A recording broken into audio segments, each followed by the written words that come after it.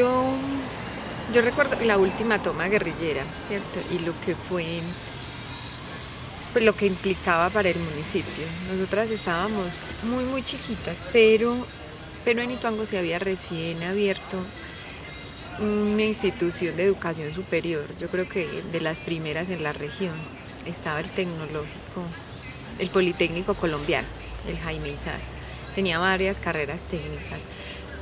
Resulta que esa sede se había construido para ese objetivo y después de la toma fue, fue usada por el ejército y logramos que se desocupara hace que un año desde esa toma. Y esa toma fue particular porque aunque todas las tomas anteriores hicieron muchos daños en el municipio, pues esta destruyó el Palacio Municipal, el comando de policía, y al finalizar la toma se convocó a una reunión en el parque principal. Y yo creo que eso es lo que más está en mi memoria, ¿cierto? Mi mamá trabajaba en la oficina de registro y como quemaron todas las oficinas, pues ella ahí tenía que ir a ver qué había quedado de su oficina. Mi abuela vivía en la parte alta del pueblo. Entonces antes de ir al parque a ver qué había quedado, mi mamá nos llevó donde la abuela que nos cuidara. Cuando nosotros íbamos subiendo, iban bajando pues guerrilleros, ¿cierto? Y yo llevaba mi muñeca favorita. Y una de las niñas, que es la imagen que no me va a borrar nunca, cargaba un fusil que le daban las marranitas del pie. Era muy chiquita y cargaba un fusil muy grande. Y la niña se quedó mirando mi muñeca. Y yo sentí miedo que me fuera a robar la muñeca, entonces la escondí. Pero luego es eso, la imagen de la niñez que la guerra roba. Como el sonido de ese fusil que le daba en el pie, porque su tamaño no era para cargar eso, y cómo a partir de ahí empezamos a vivir un Ituango con miedo. Nosotros no conocíamos qué era la presencia del ejército en cada esquina y todo lo que eso implicaba en términos de seguridad para las mujeres, para los niños. Las escuelas estaban habitadas por los soldados, las casas, la casa de mi abuela, a donde les cuento que nos llevaron pues ese día. El patio de la casa a partir de ese día era el campamento del ejército, todos los solares, todos los cafetales empezaron a ser habitados, y la guerra que nosotros hasta ese entonces en nuestra niñez la concebíamos en el campo, pasó a estar ahí en el pueblo, en todas las esquinas. Todos los días habían cosas tremendas. Hasta luego, más adelante, que empieza el rumor de la llegada de los paramilitares, que fue más o menos en el 97, que fue otra cosa terrible, ¿cierto? Ya nosotras pues estábamos un tris más grandecitas, pero ellos se apostaron en el pueblo, en todo el pueblo. Y yo recuerdo verlos con armas largas transitar, pero también recuerdo las prohibiciones de mi mamá de no cruzar ciertas calles, de no ir a ciertos lugares, de no hablar. Pero nosotras vivíamos cerca a lo que es la calle peatonal y teníamos que ir al colegio. Para ir al colegio había que cruzar esa calle peatonal. Resulta que ellos tenían dos puntos donde siempre estaban.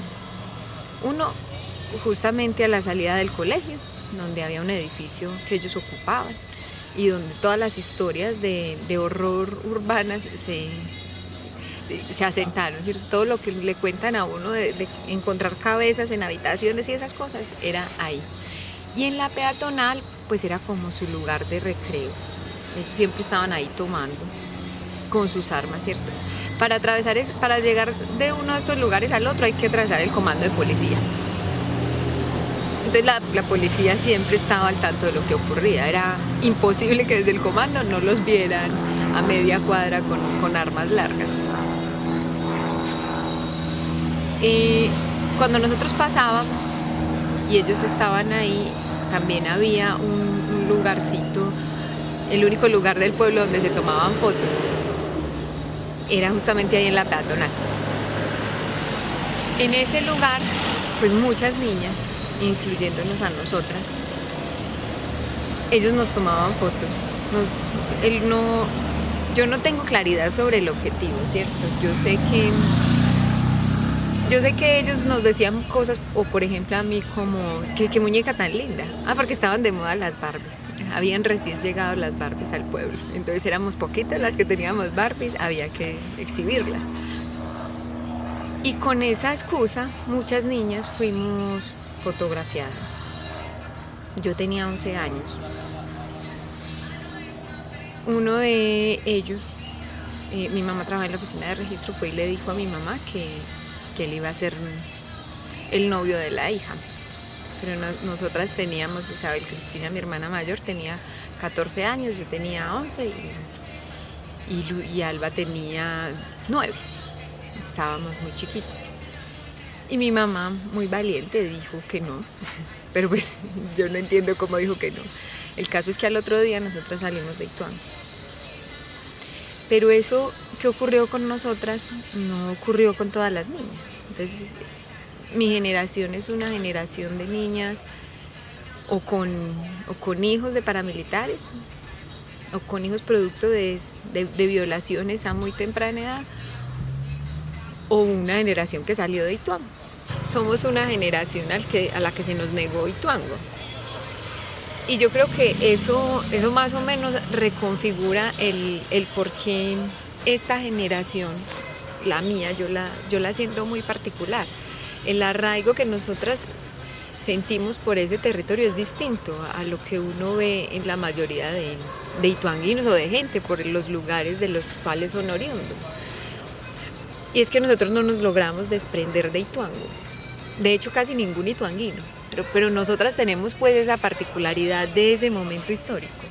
Y no nos logramos desprender porque es que ningún ituanguino sale de Ituango por una decisión propia.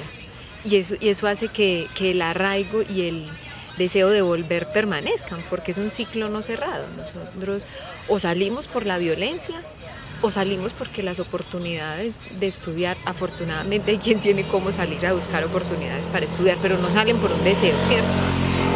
Y eso hace que queramos volver. Yo creo que esa es la particularidad más importante de los ituanguinos. En el lugar del mundo donde estamos, nosotros estamos pensando en Ituango, pensando en qué hacer por Ituango.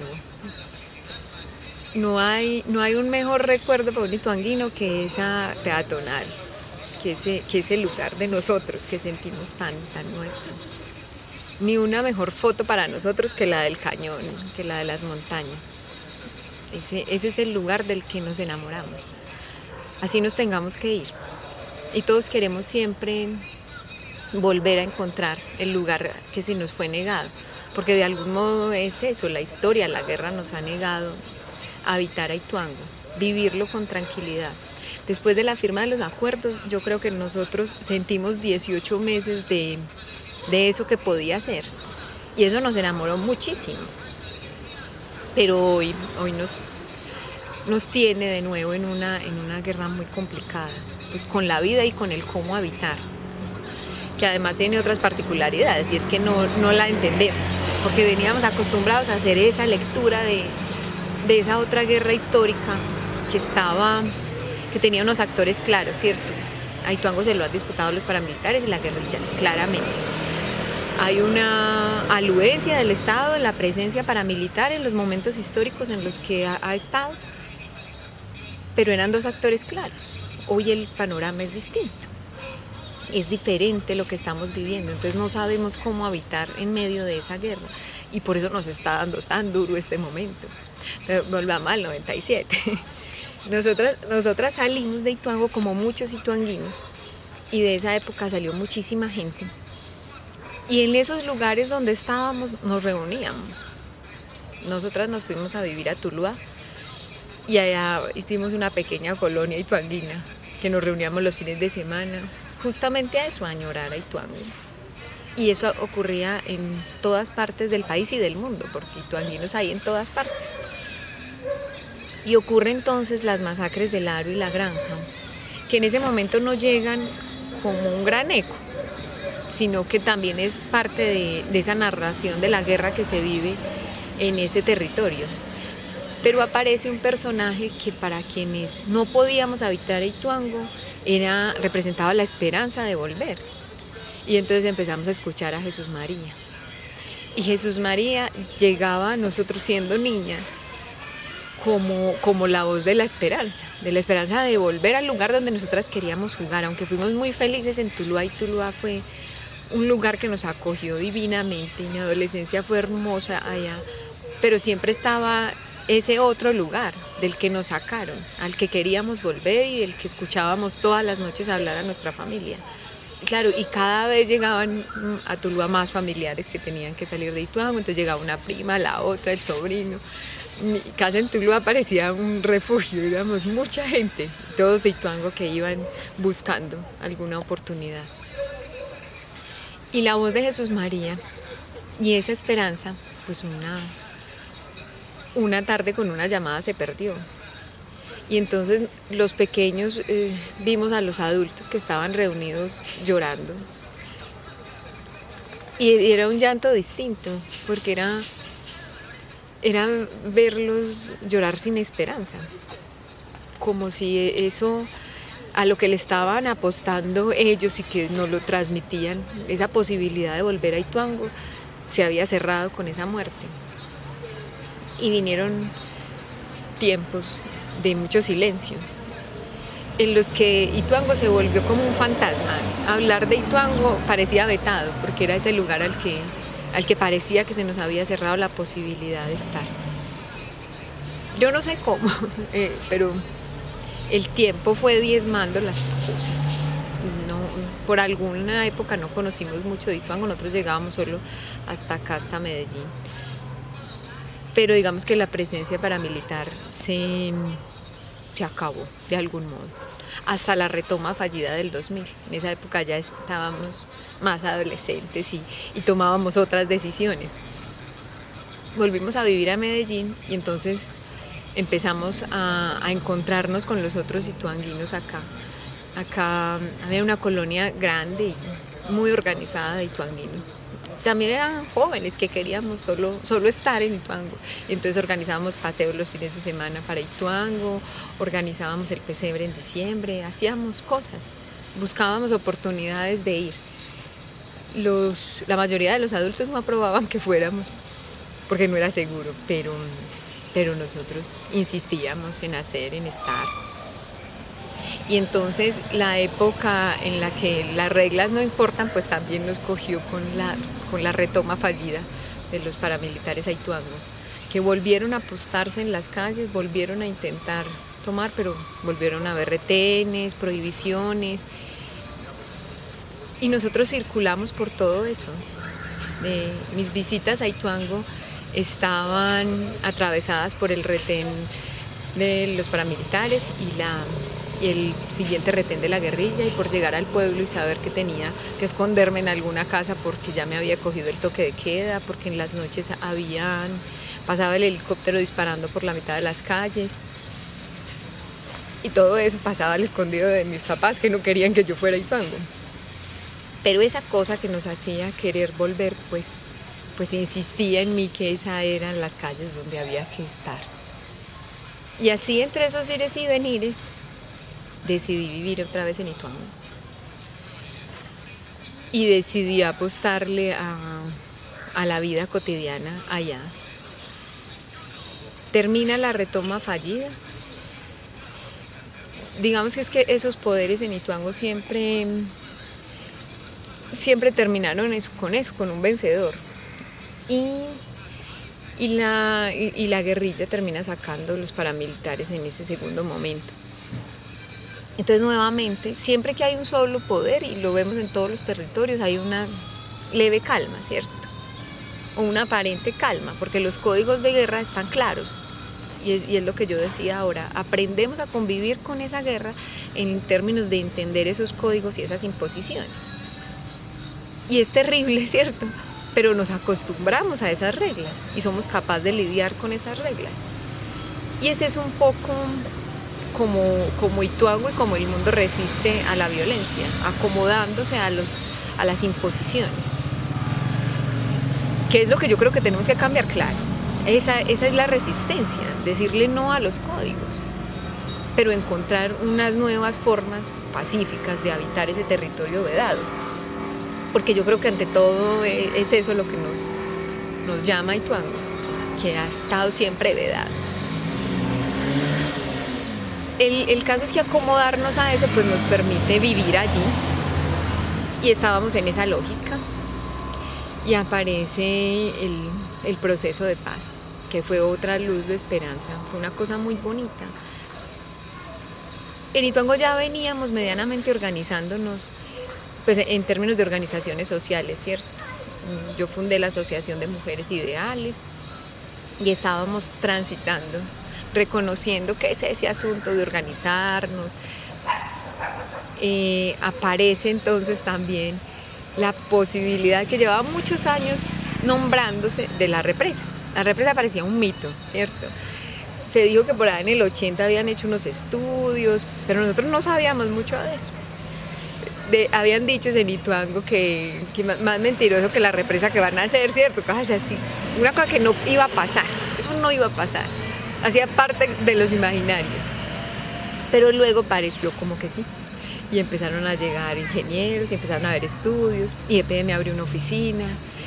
Y entonces las mujeres que ya nos habíamos empezado a organizar en la asociación, teníamos una pregunta simple, era muy básica. Nosotros decíamos, entonces si van a llegar tantos obreros en el valle, van a abrir un prostíbulo. Y si van a abrir un prostíbulo, y ese centro de salud del valle está hasta inhabilitado porque estaba desocupado. Era nuestra única preocupación. Nosotros no lográbamos dimensionar ni ese charco de agua, ni los millones, ni la cantidad. Nosotros pensábamos en eso como básico. Teníamos esas cositas ahí. Con esa pregunta básica de las mujeres, empezamos a hablar con otros sectores que tenían otras preguntas así sencillas. Y conformamos la Mesa de Articulación Social por el Territorio. Esa mesa de articulación reunía diferentes organizaciones y sectores del municipio que se hacían esas preguntitas sobre Hidroituango, sin ser capaz de dimensionar nada de lo que era Hidroituango. Y solamente estaban llegando en ese entonces quienes estaban haciendo como los estudios previos. Pero ya en el valle se veía que había más gente y foráneos que llegaban al pueblo. Y los arriendos empezaron a subir. Resulta que esa mesa convocamos a una primera marcha en Ituango. Salimos 1.200 personas. Eso es histórico, ¿cierto? Porque además, han habido otras movilizaciones en muchos municipios, pero presionadas por algún movimiento político o por algún grupo armado. Pero nosotros éramos 1.200 personas con preguntas como esta. Porque antes de que lleguen el prostíbulo no hay agua potable. Y el sector de la educación con sus preguntas también básicas. ¿Van a abrir más cupos ahí? Así es que va a llegar más gente. ¿Cómo es la cosa?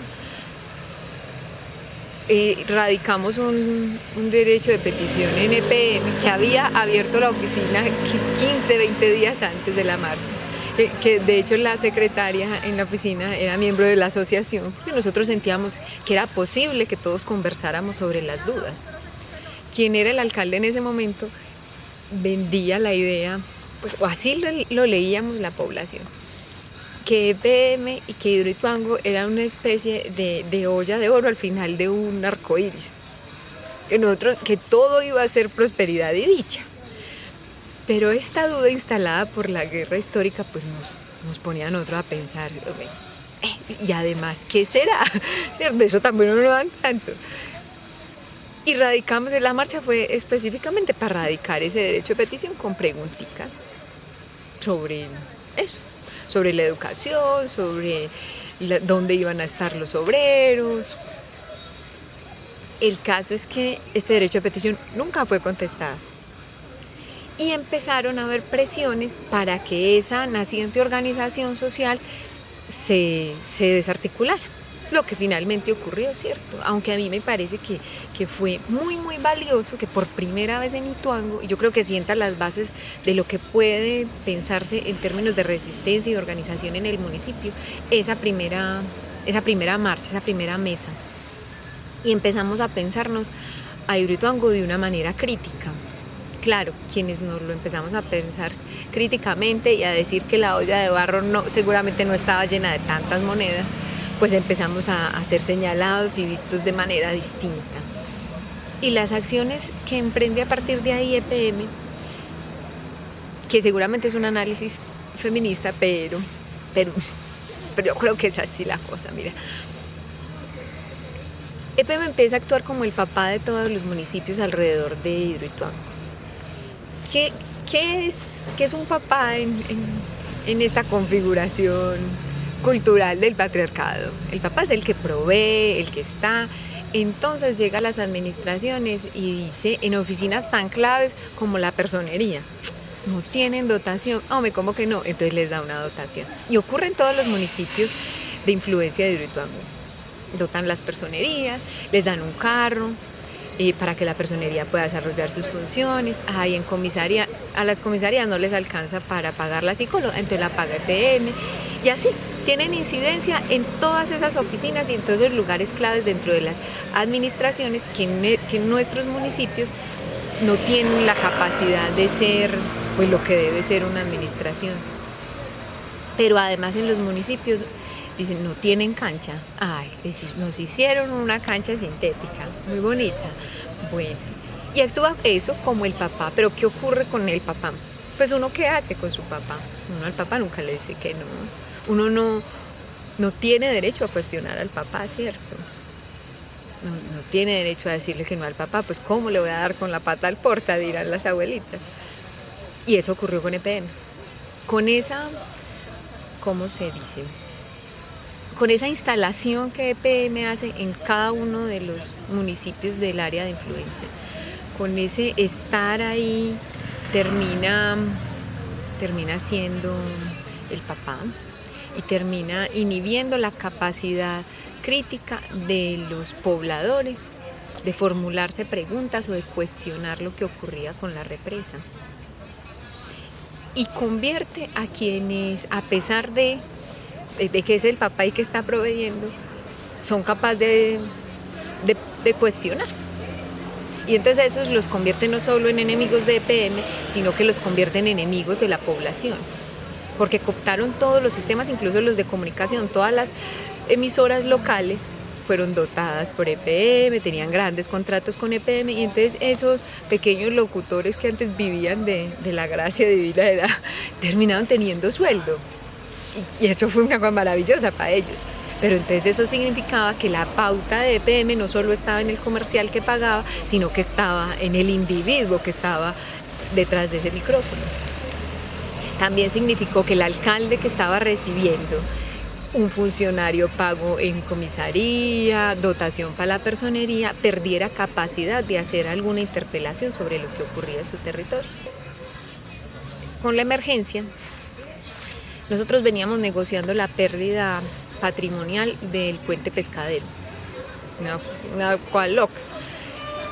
Y veníamos en grandes dilaciones, o sea, teníamos reuniones, estábamos agotadísimos ya, pero habíamos formulado que pensate vos 7, 8 proyectos, porque ellos nos decían, no, sí, no, mentiras, para este lado, listo, nosotros les hacíamos el juego por todos los lados, pero nada daba. 8 días antes de la emergencia, que por esto yo no creo que sea tanto el asunto de la emergencia, sino que fue una cosa más bien programada. A nosotros se nos cita en Pescadero, se nos cita a los municipios de San Andrés, Toledo e Ituango, que somos quienes tenemos como incidencia en lo que era el puente, a una entrega simbólica, a una despedida simbólica del puente. El evento era organizado por el Instituto de Patrimonio y Cultura de Antioquia. Para nosotros, para los ituanguinos, fue una piñata. Pues nos íbamos a despedir de nuestro patrimonio histórico a cambio de nada. Nosotros llevábamos pidiendo que nos dejaran retirar la placa que estaba en el puente 1 año, 2 años. EPM se negó siempre. Luego la placa desapareció. Alguien se la robó, todavía no ha aparecido. Pedimos que nos dejaran recoger unos pedazos de alambre que habían al lado del puente actual, pues del Pescadero. Antes de ese puente hubo un puente colgante quedaban algunos vestigios. Nosotros pedimos que nos los dejaran recoger. EPM lo dilató, era alambre, ¿cierto? Pero para nosotros es nuestra historia. No pasó, nunca nos los dejaron recoger. Siempre nos dijeron, sí, les vamos a asignar quien les ayude, y no pasó jamás. Nosotros nos retiramos de ese evento. Yo creo que ahí perdimos mucha confianza en el instituto. Hasta ese momento habíamos hecho cosas lindas en Ituango con ellos, pero haberse prestado para esa payasada nos pareció muy deprimente. Y 8 días después, pues, la gran emergencia. Entonces las reuniones programadas se perdieron hasta hoy. No hay ningún avance. La semana pasada hubo una rendición de cuentas en el Consejo Municipal a la que la verdad no asistí. Nosotros pedíamos que en términos de reparación se valorara no solo porque EPM pretendía valorar pues, el costo del puente. Y eso no es lo que valía, evidentemente era un puente deteriorado, pero era nuestra historia la que estaba ahí, eso es lo que nosotros necesitábamos que se valorara. Es la pérdida patrimonial histórica por ese puente, pasó Ituango, se construyó pasando por ese puente.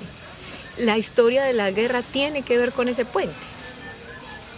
Y eso es lo que nosotros esperábamos que el Instituto de Patrimonio y Cultura valorara y entendiéramos que la reparación no es solo material, que la reparación también tiene que ser simbólica y que tiene que ser en términos culturales. Pero bueno, esa negociación todavía está medio muerta. Aspiramos desde el Consejo de Cultura reactivarla y avanzar algún día. Pero eso es EPM.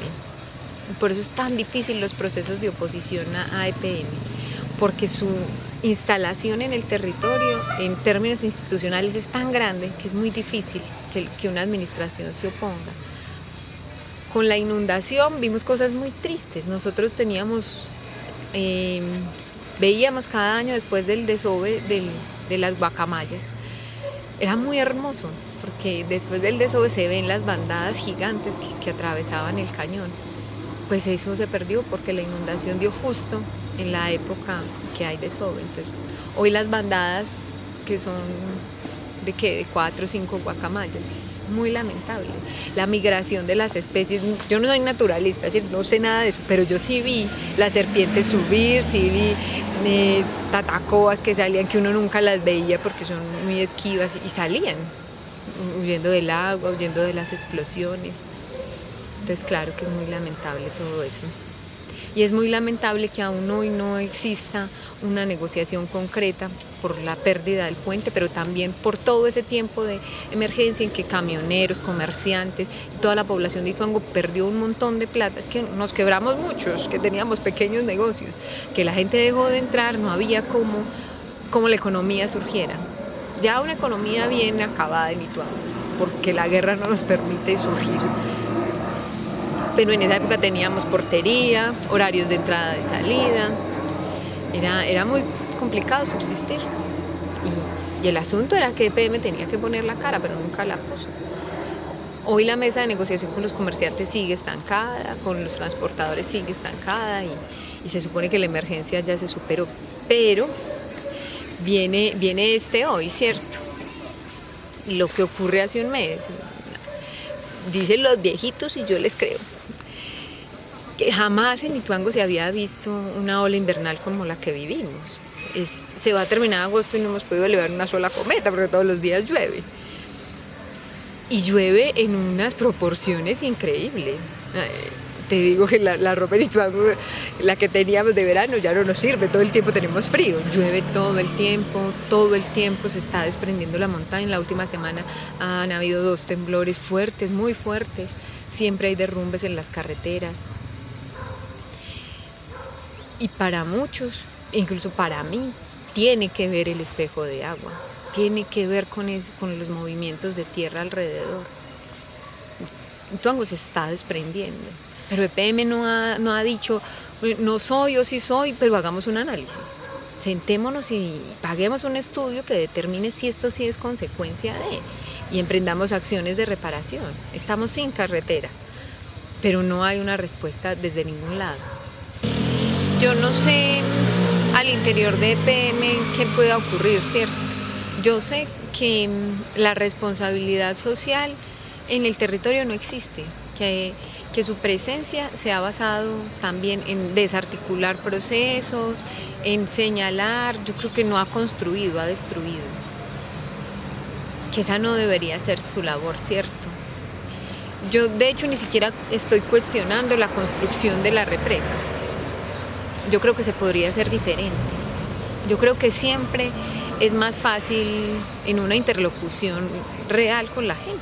Pues siempre es mejor preguntarle a la gente, que es un poco lo que nosotros pretendemos hoy con la posibilidad alarmante de presencia minera. Ni siquiera hemos dicho no todavía, hemos dicho hay que saber la verdad, hay que saber las implicaciones, preguntarnos nosotros si estamos dispuestos a eso y luego decidir. No es un no porque sí, no es porque alguien diga sí o no, es que ese territorio es nuestro y nos ha costado sangre y vida si quiere estar ahí, ¿cierto? Habrá que consultarnos lo que pase. La planeación del desarrollo del territorio no puede ser un asunto meramente del Estado, tiene que ser un asunto político con las comunidades. Es lo que yo creo. En este momento sabemos de unas 47 solicitudes mineras sobre Ituango, pero de eso no sabemos nada las comunidades. Ni la administración municipal ni la administración departamental se dan a la tarea de contarle a los campesinos por qué les quieren comprar sus tierras. Y a mí sí me queda la duda, por ejemplo, que después del proceso de paz la primera zona que sea cooptada por los paramilitares sea justamente la zona que tiene una concesión minera en firme. ¿Cómo se llama ese sector? Es la zona de Palo Blanco. Ahí están los paramilitares y de hecho es la única zona de la donde no se desplazaron veredas en el último desplazamiento. Además, claro, los desplazamientos en Ituango son sistemáticos. Nosotros nos desplazamos siempre entre enero y febrero de cada año. Hay desplazamientos masivos, ¿cierto? Entre 1.000 y 2.000 personas máximo. Pero de este año, a mediados, cierra enormemente esa brecha y nos indica el nivel de guerra en el que estamos. Pero además llegamos a un histórico de 4.000. Entonces, claro, hay una emergencia muy grande. Entonces, por un lado está esa presencia de una guerra que no leemos, que no entendemos. Por el otro lado está lo ambiental, que sigue desplazando gente, que se sigue dejando gente sin casa, que nos tiene sin carretera. Y no hay una respuesta de los gobiernos concreta. Nadie ha dicho algo concreto, ni hay planes reales. El gobernador va a Ituango y el alcalde no lo atiende. Eso es ridículo. Eso demuestra que no hay articulación, pero tampoco hay un análisis real de la situación. Un interés por el gobierno local de minimizar la situación, de desconocerla. ¿Cómo se va a minimizar 4.000 desplazados? Decir que fue un rumor, eso no tiene sentido. Porque si fue un rumor, si alguien difundió por una red, dijeron que por WhatsApp, un mensaje, y que por eso habían sido los desplazamientos, ¿quién tiene el poder para que un rumor ocasione la salida de 4.000 personas? Eso también habrá que cuestionárselo. Claro, en la zona no habían combates, también es cierto. Pero ¿quién tiene el poder de desplazar tantos campesinos sin disparar un arma? Habrá que preguntarse por ese poder. Además, habrá que preguntarse, por ejemplo, por qué veredas que tenían presencia del ejército también fueron desplazadas. Eso nos dice claramente que la presencia del Estado no puede estar únicamente en el ejército. La presencia que necesita Ituango y que viene reclamando desde la firma de los acuerdos es una presencia integral. Pues esto parece disco rayado, pero es que el cumplimiento de los acuerdos nos garantizaría que todo esto no ocurra. Es que ahí estaban plasmadas unas voluntades no solo para un grupo que se desmovilizó, sino para el conglomerado de los campesinos. Es que el campesinado finalmente es el que reclama una presencia del Estado. Hay muchas cosas, cierto, que discutir sobre los excombatientes, que también son una población en altísimo riesgo. Pero los acuerdos de paz no se tratan de ellos, se trata del territorio que habitamos. Se trata de cómo el Estado da respuestas efectivas a los campesinos cultivadores de coca, que les incumplieron todo y que con toda la razón están volviendo a sembrar, porque no tienen otras opciones de vida, no hay vías por donde sacar, hay presencia de grupos armados que los están presionando a sembrar, pero el Estado no da respuesta a eso, como no da respuesta a nada más, ¿cierto?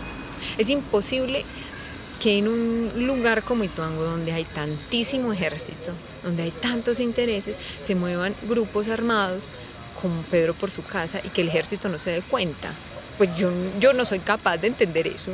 Que pasen por el parque, por donde está el ejército y la policía y ellos digan que no se enteran. Eso para mí no tiene sentido. O yo no entiendo nada de asuntos militares, ¿cierto? En este momento el Aro está sin acceso. Hay tantos derrumbes que les estamos entrando la comida vía aérea. Desde el inicio de la temporada invernal. Lo mismo ocurrió con la emergencia de Hidroituango. También quedaron bloqueados. Una señora enferma que salió por el puente de Palestina se murió ahogada.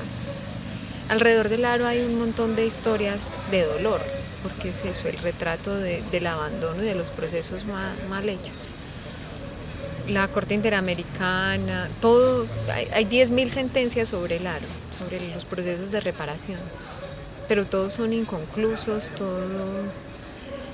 la presencia del Estado es tan mediocre que sirve para una foto. Hoy en el Aro, después de que la masacre fue en el 97, hay una casa que todavía tiene el hollín de la quema de las viviendas. Y eso es muy lamentable, ¿cierto? No nos ha dado la presencia del Estado en tantos años, ni siquiera para limpiar las casas. La única reparación en términos de vivienda la hicieron sin mediación de la comunidad, entonces construyeron casas donde ya no había gente. El Aro antes de la masacre tenía 19 manzanas, era un pueblo muy grande, era el primer corregimiento de Ituango. De hecho, en nuestra historia antigua, el ingreso a Ituango se hacía por el Aro. Por ahí llegábamos a Ituango. Y luego con la construcción de la vía, el Aro pasó a estar aislado, pero era un corregimiento muy grande. Eso se puede ver en la construcción de su iglesia, ¿cierto? Da cuenta el tamaño de la iglesia de lo que era la población. Pero después de la masacre no ha habido nada. Eso, intervenciones desordenadas, intervenciones incluso en términos sociales muy desacertadas. La unidad de víctima va 1 o 2 veces cada 2 años y eso no da avance. La reparación, la gente está mamada del cuento de la reparación colectiva. Porque les hacen un taller, 2 talleres, pero cuando llega el diagnóstico y la gente dice, bueno, lo concreto que es, no se llega a nada. La gobernación ha prometido una cosa, otra. Logramos hace unos años que estuviera uno de los magistrados que lleva el caso del Aro, estuvo la Fuerza Aérea pidiendo perdón, pero más allá de eso, yo creo que no necesitamos que nos pidan perdón, que el mejor perdón que nos pueden pedir es eso, decirnos realmente quién fue el culpable. A mí no me pueden decir que los campesinos mienten cuando narran la historia del helicóptero de la gobernación sobrevolando, no me pueden decir que eso es mentira, no me pueden decir que es mentira que los que hoy son adultos cuenten que fueron unos niños que llevaron ganado hasta la hacienda de que era el gobernador, ¿cierto? Eso no es mentira, está en la memoria de la gente, pero eso tiene que pasar por los procesos judiciales. Tiene que encontrarse el responsable. Yo creo que esa sería la mejor forma de pedirle perdón al Aro. No un funcionario allá diciendo perdón con lágrimas falsas y sembrando una cruz. Eso no es lo que necesitamos. Yo no recuerdo qué gobernador fue y sembró un árbol que le llamaba el árbol de la vida. Y en una fumigación con glifosato, lo único que murió fue el tal árbol de la vida. Y entonces ellos se reían, decían, pues esta es la vida que ellos quieren para nosotros, también de un modo focoso. Claro, la gente está tan agotada de esos procesos que no avanzan, de las promesas incumplidas, de reuniones que no llevan a ningún lugar, que incluso ya perdieron la fe en la justicia ordinaria, en cualquier forma de justicia. Ellos dicen que serán otros, que serán los muertos quienes finalmente vengan lo que pasó. Pero el Aro es un pueblo que vive en esa memoria de la masacre, que sus narraciones, su forma de vida se quedó ahí, también en un lugar como mítico. O sea, si vos escuchás a las viejitas, ellas están siempre hablando de los fantasmas, de quienes rondan el pueblo, entonces es eso. Es la pérdida de toda esperanza en recuperar lo que hubo, pero también es la ilusión de que un poder más allá que del que ellos poseen y del que ellos esperan de la vida, pues finalmente les dé esa paz que están buscando. Porque la paz es eso, entender por qué a ellos. Que el Estado tiene una deuda histórica y que yo en algún momento he sentido que todos los ituanguinos y el mundo tenemos una deuda con el Aro, no solo con la verdad, sino con reconstruir lo que hay allá. Sí, claro, habrá que esforzarnos por estar, porque esa otra humanidad que está allá, esos campesinos que lo habitan, son tan supremamente bellos y tan resistentes, que han encontrado en medio del dolor y la pérdida permanente, es que es una tragedia después de otra y después de otra, y promesas incumplidas, pero ellos insisten en estar ahí, insisten en tomar clarita los fines de semana, insisten en bailar, y yo voy y hacemos bingos, y insistimos en que hay que pintar la iglesia, y en vivir, en habitar ese territorio.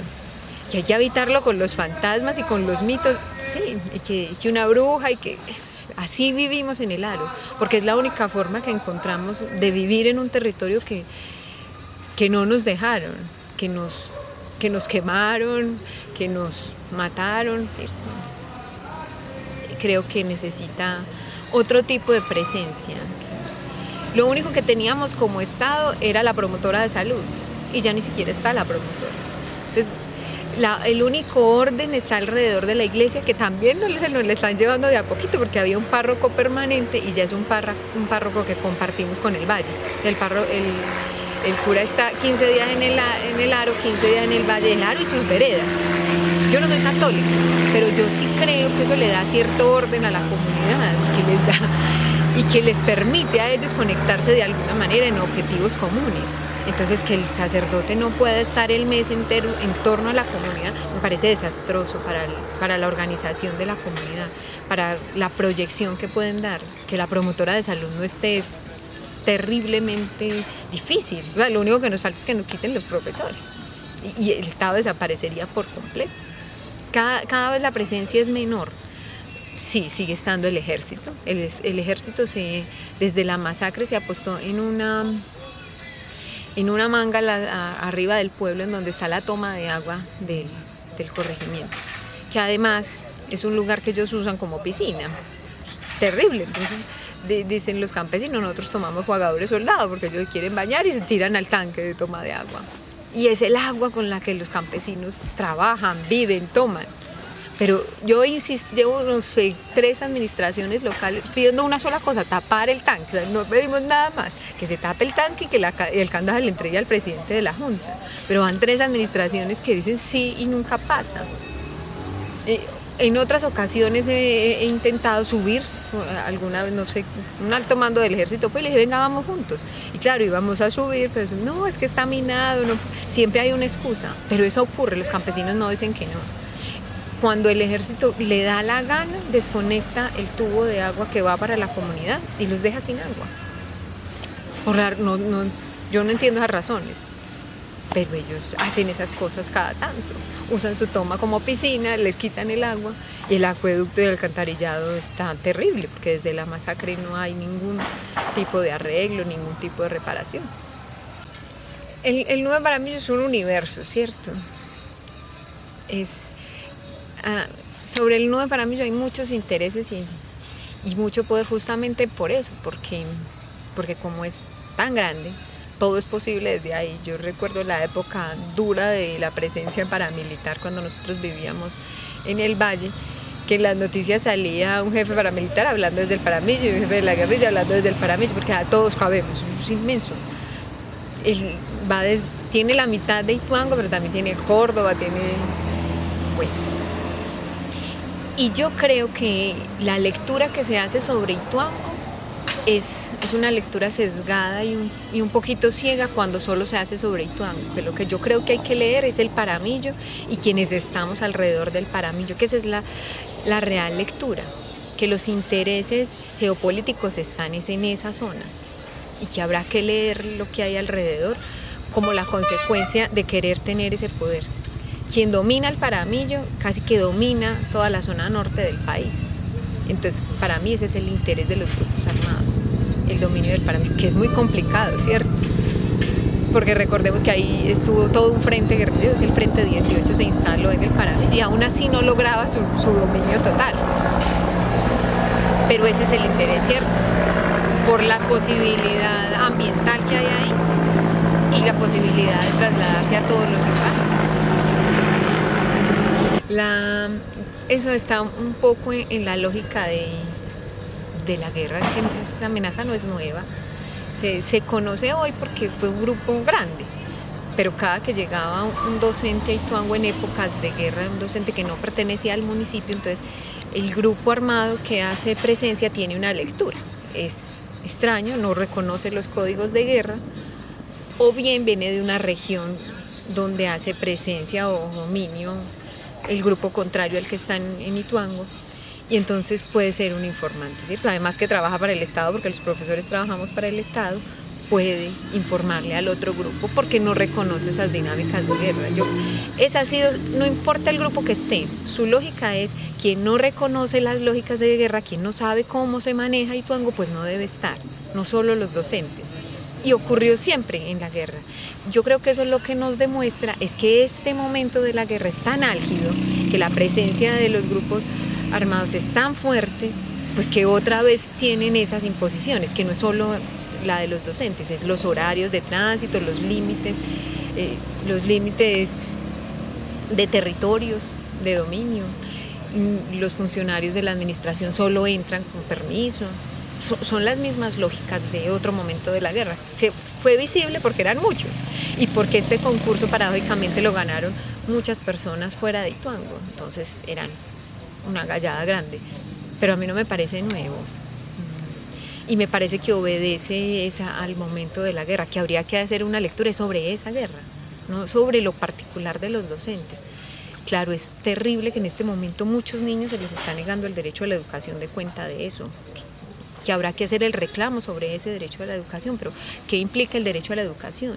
Es que la presencia de un docente garantiza que haya derecho a la educación. Yo creo que no, que los docentes que están hoy allá tienen que obedecer a esos códigos de guerra, incluso tienen que hacer sus adaptaciones curriculares dependiendo si la vereda tiene o no presencia de coca, porque eso va a garantizar su vida. Yo no puedo hablar en contra de lo que está dándole la plata a las familias de los niños con los que yo estoy estudiando.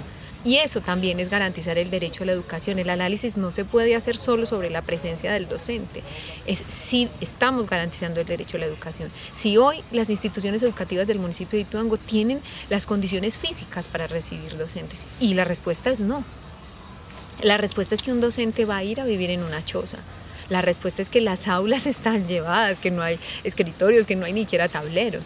Eso es el análisis, no podemos reducirlo a la presencia de un profesor, porque estamos cargando sobre un individuo todo el sistema educativo, y los docentes no podemos cargar el sistema educativo. El sistema educativo tiene que ser eso, un sistema completo, que garantice pues, la libertad de cátedra, es decir, yo tengo que ir a ese territorio, pero no solo por ir. Tiene que garantizárseme que yo pueda dar libremente mi clase, pero no puedo hacerlo si hay grupos armados haciendo influencia en el territorio, no solo si yo estoy o no. Tiene que garantizárseme la escuela con las dotaciones básicas, tiene que garantizarse una unidad sanitaria para los niños y para las niñas, tiene que garantizárseme que cuando ocurren cosas en la escuela yo pueda activar rutas de atención. Lo puede llamar a la comisaría, pero la comisaría no va a la vereda más cercana porque dice que no hay condiciones de seguridad. Entonces el ejercicio docente y el derecho a la educación no está siendo vulnerado solo porque haya una amenaza docente. Creo que eso es parte de toda la vulneración al derecho a educación y que habrá que analizarlo así, en grande. Bueno.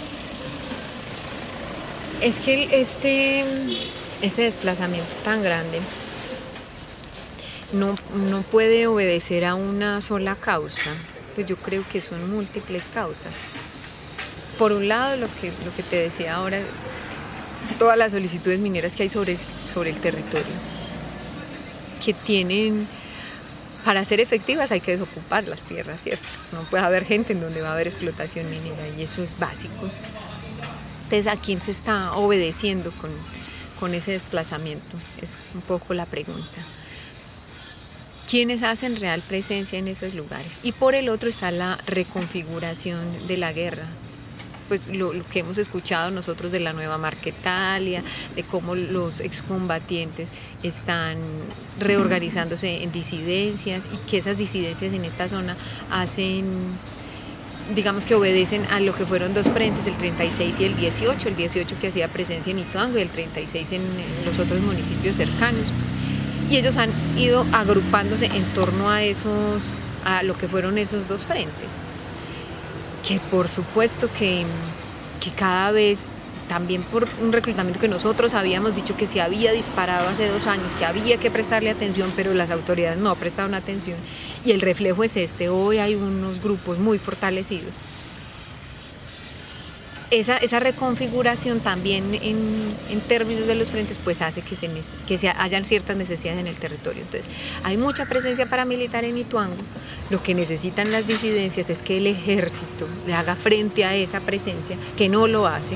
Entonces hacen presión a través de los desplazamientos para que el ejército realmente atienda a esa otra presencia, que claro, no tiene que ver nada con protección a la población civil, sino también con cómo les desocupan el territorio para ellos cooptarlo. Pero también es un poco eso, la reconfiguración que yo sé que se está dando.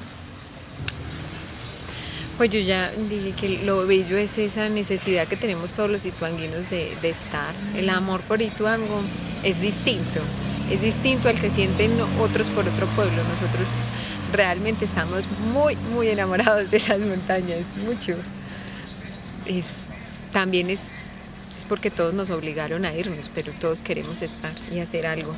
Cuando Ituango lo necesita y se vio en esta emergencia, los otros ituanguinos en cualquier lugar del mundo se movilizan por Ituango. No importa si son de una corriente u otra. En Medellín habían 7, 8 lugares de recolección de ayudas y en todas se recolectó. Y yo creo que todos esos lugares fueron perfectamente válidos, que nadie estaba buscando recoger para sí mismo, que todos de verdad aportaron sus energías, su aliento, sus recursos en pro de Ituango. Y eso me parece muy bonito. Los ituanguinos no dudan en salir por Ituango cuando Ituango lo necesita. Eso me parece lo más bello. Pues Jesús María representó vivo la esperanza y representa hoy la necesidad de lucha. Eso que él decía sobre la aluencia del Estado, la imposibilidad de que las cosas que ocurran sin que el Estado sepa. Eso parecía una realidad sobre él hoy. Ese Ituango que él narraba es un Ituango que sigue estando vigente. Y yo creo que le debemos los ituanguinos y los antioqueños a él, a su vida, la verdad y la lucha porque esas cosas que él denunciaba sigan saliendo a la luz. Yo creo que la única manera de encontrar nuevos caminos es la verdad.